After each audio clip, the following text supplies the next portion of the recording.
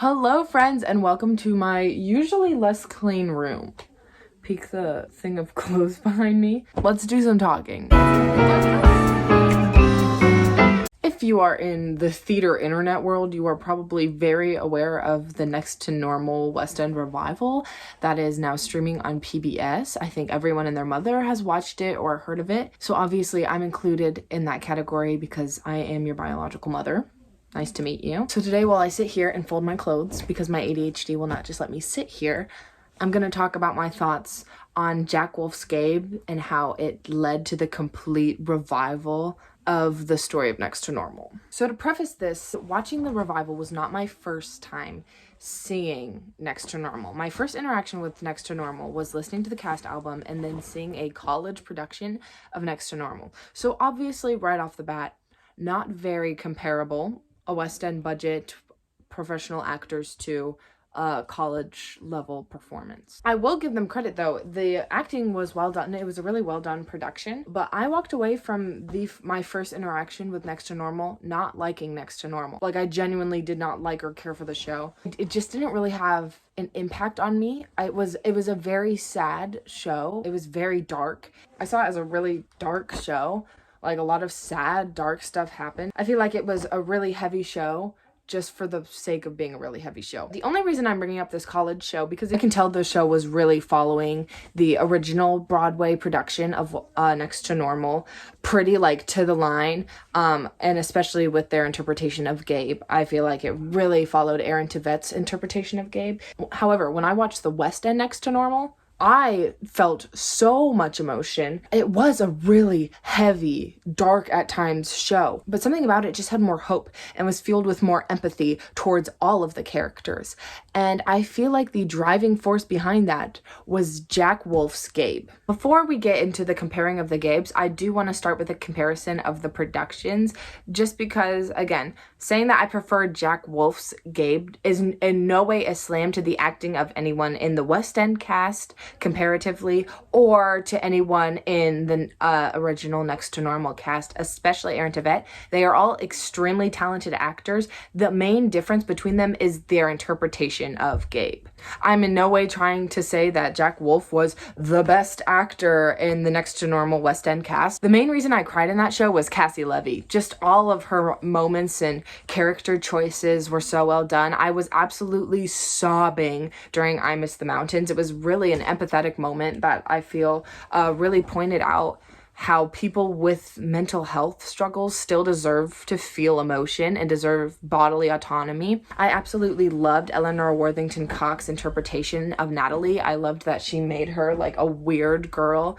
I feel like that is really the core of Natalie, and I just loved the choices she was making. The whole entire cast was just absolutely phenomenal, and every single one of them was part of what made it such an amazing, breathtaking show. But one of the things that was most stand out to me that wasn't people's acting was the interpretation of the West End Gabe and how it completely changed the story. So that's what I'm talking about. I'm not talking about talent or acting. I'm just talking about different interpretations. Of course, all things good or bad when it comes to interpretation can't just be given to the actor. A lot of it has to do with the different directors. The director of the original Broadway production of Next to Normal, Michael Grief, has a history of doing a lot of plays and musicals that have to do with mental health, more famously Dear Evan Hansen and Rent. And he has been criticized for having a pattern of directing musicals where mental health might be the source of conflict or just a struggle instead of something that they want to shed light on and shed empathy for. Crazy confession, I've never seen Rent. It's still on my bucket list, but I can attest I do kind of see the themes in the direction of Dear Evan Hansen, and where his social anxiety and mental health struggles are kind of pushed as the reason for conflict and maybe even the excuse for why a character would act this way. And it doesn't really always build empathy towards people struggling with those kinds of things. Michael Longhurst, the West End director, they are both named Michael. I was really confused when I was looking these things up because I just thought I was reading about the same guy. Throughout the rehearsal process, Michael Longhurst was very intentional with making sure that no harm was done through their interpretation and representation of the mental health problems on stage. He was very focused on telling the story vulnerably,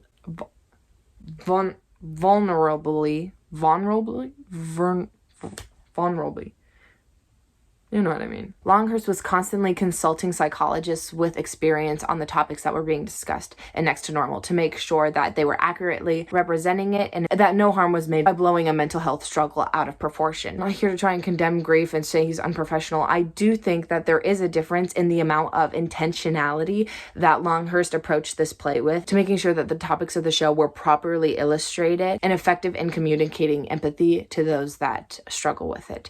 And I think that is a big part of why there's a different interpretation for Gabe, considering he is in fact the representation of grief and the mental health struggles in this show. So of course the different ways a director is going to approach, view, and represent the themes of the show is going to contribute to how the literal manifestation of the themes of the show is going to show up.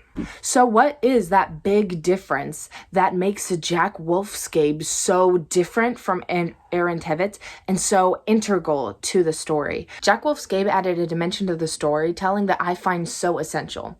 The West End Gabe is there to bring empathy and understanding to hard and confusing situations within the play. For example, especially in Act 1, the scenes where Gabe is the least present is in scenes with Natalie, because Natalie's case is very understandable to the audience. Glass child, comparison to siblings, an unheard daughter, those things are widely relatable to the audience, so Natalie is able to illustrate them all by herself without the help of Gabe. It's much more easily empathetic to an audience than BPD or depression or manic episodes. For the first half of Act 1, we as the audience are like Diana. We don't know that Gabe is dead. We don't know that Gabe is an illusion. Already we have an opportunity to feel for Diana whenever she's going through the process of realizing that Gabe isn't real and Gabe is dead, because we are going through that same process with her. I feel like the first half of Act 1 is really where Jack Wolfe and Aaron Tveit's Gabe are the most similar, because then they're more of the like spunky son. However, for Gabe, I believe this is the most crucial point in the show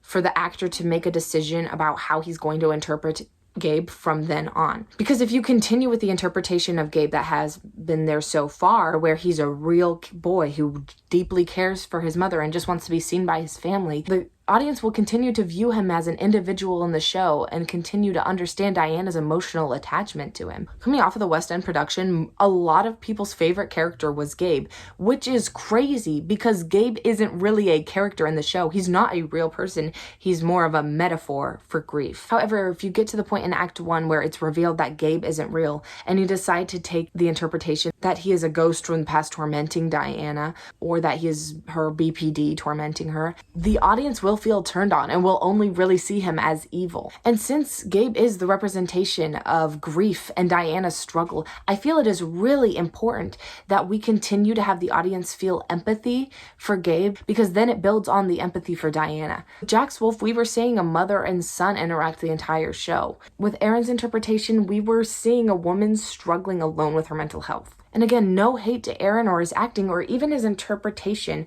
of Gabe. I understand how a more dark and twisted interpretation of Gabe will make moments like I'm alive way more easier, because it can just be the ghost of a son or the representation of her BPD tormenting her. However, I feel that interpretation will also take significantly away from moments later in the show, like I Dreamed a Dance. When I first saw the show, I did not care about I Dreamed to Dance. It was a slow song and a rock musical, and it was yet another vision of this evil spirit guy coming in. However, when I saw the West End version, because of the empathetic human approach that Jack was taking with Gabe, I Dreamed a Dance was just showing a woman yearning to be with her son. And it was such an empathetic moment, and I sobbed the entire time. Something that annoyed me the first time because of the interpretation of Gabe absolutely changed my thoughts on the whole scene and made me extremely emotionally impacted. Same with There's a World. That could be an evil vision luring a woman to her grave, or it could show how much Diana is struggling and how much she loves Gabe and how far she is willing to go for him. It is also important, Act 2, that we feel for Gabe so that we don't feel complete relief whenever her BPD is cured. As the audience, we should kind of feel strangely worried that we might not see Gabe again. Because if we're just sitting there like, phew, he's finally gone, then we have kind of missed the point of the entire show. And when Gabe comes back in Act 2, if we feel for him as an audience, the stakes are upped and we can suddenly see the complexity of the moment, where we can see a mother and son be reunited while knowing it's not real. While if we don't feel for Gabe, we're kind of just going to see it as a relapse for BPD. And again, I don't think that is what the point of the show is. One of the questions posed by the show is, what is the limit to what we will sacrifice for normal?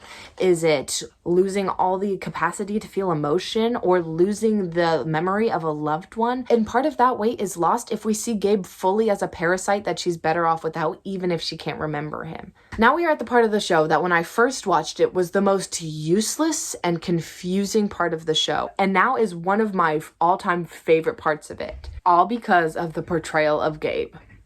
I am the one, reprise. In this song, Gabe now has the opportunity to build empathy for Dan. Dan is arguably the least sympathetic character in the entire show because of his very fix it or shove it down mentality towards mental health and his marriage problems. But in this song, Jack reveals that it's because he's been pushing down his own grief for the sake of trying to help others, even though that has not been helping anyone in the whole show. Aaron's interpretation made it seem like Dan was being plagued by it, which in a way I understand, but because of the way that Gabe was being portrayed by Aaron for the entire show, I thought when we got to that part that Dan was developing BPD. I was extremely confused. I was like, does Dan have like BPD? What's like going on? And because of the darker tones at the turn of the song when Gabe joins, it's completely understandable that you would play Gabe as like evil and like, I'm gonna get you too. But because of Jack's softer approach to Gabe, the darker tune of the music really exemplifies Dan's attitude towards his own grief and how terrified of and villainized he has made his grief, which makes Dan so empathetic and understandable to the audience, and is something that we can connect with because fear of grief is such a universal feeling. So to see that the unhealth that was coming from Dan for the entire show was coming out of the denial of grief is something relatable and something beneficial to take away from this play and apply to your own life. And it gives so much more weight when Dan is the first and only person in the entire show to say Gabe's name. In conclusion, Jack's Gabe is more interpreted as a visual of grief, while Aaron's Gabe is more interpreted as the visual of Diana's mental health problems. And because of Jack's softer approach, we are able to build empathy with him and with most of the other characters in the ways that we might not have with a more dark interpretation of Gabe. And that is part of what made the Next to Normal West End production one of the best shows I have seen in a long time. And I just want to take a quick moment to say arts funding is being cut all over the country right now because of the political climate we are in, and PBS is at the forefront of that cut. So as artists, I want to urge us that if we are financially able, I do think we should be finding even small ways to contribute for more easy access to the arts like this, because that is something we really need in times like these. Thank you so much for watching. I kind of think I might want to do more commentary theater videos, so let me know if you enjoyed it. Let me know your thoughts, and let me know if you want any more like this. I might try it out. I'm packing right now to head over. I'm going to start ASMing for a theater about 2 hours away from where I live, so I'm really excited, and I will definitely be vlogging that this summer, so be sure to subscribe so you can see more of that. It was good to see you. Bye.